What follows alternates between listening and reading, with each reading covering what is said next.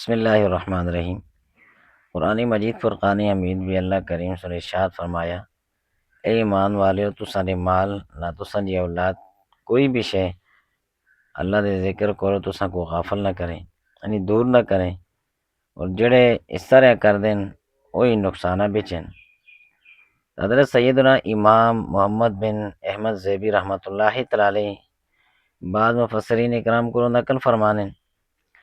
کہ اس آیت مبارکہ بھی اللہ پاک دے ذکر تو پائی نمازہ مراد ہیں۔ جڑا آدمی اپنے مال یعنی خرید و فروخت، ساز و سامان اور اولاد میں مصروف ہوئے، ٹیمہ تا نماز نہ پڑھے، وہ نقصان نہ والیاں بچوئے۔ نبی کریم علیہ السلام دے ارشاد پاک ہے کہ بندے کولو قیامت دے دیہڑے اعمال بے عملہ بے سب تو پہلا سوال جڑا سی وہ نماز دو سی۔ اگر نماز ٹھیک ہوئی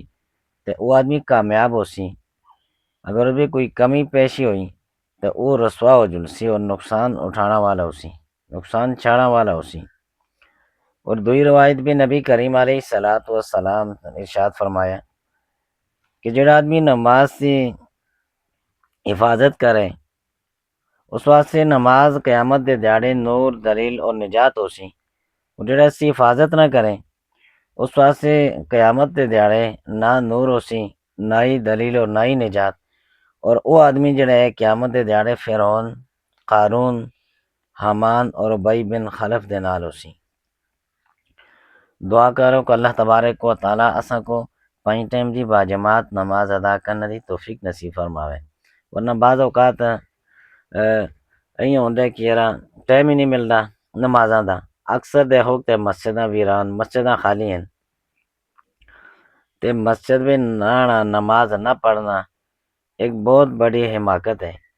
بہت بڑا نقصان ہے کہ ایک تو بندہ اللہ پاک دے حکمہ کو دور ہو جلدے۔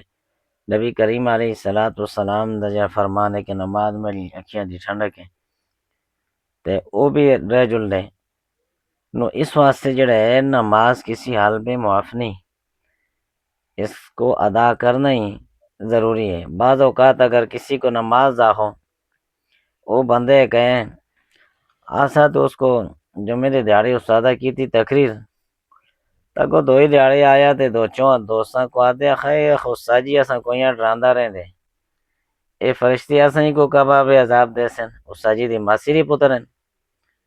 نو گل یہ کہ اس قسم دیاں گلاں تے اج ظاہر گل ہے دنیا تے انسان دے ذہن وچ آندی نفس شیطان ہے، مگر نماز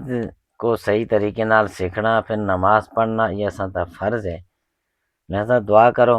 کہ اللہ تبارک و تعالیٰ اساں کو صحیح طریقے نال نماز پڑھنا دی توفیق نصیب فرماوے، آمین، الحمدللہ رب العالمین۔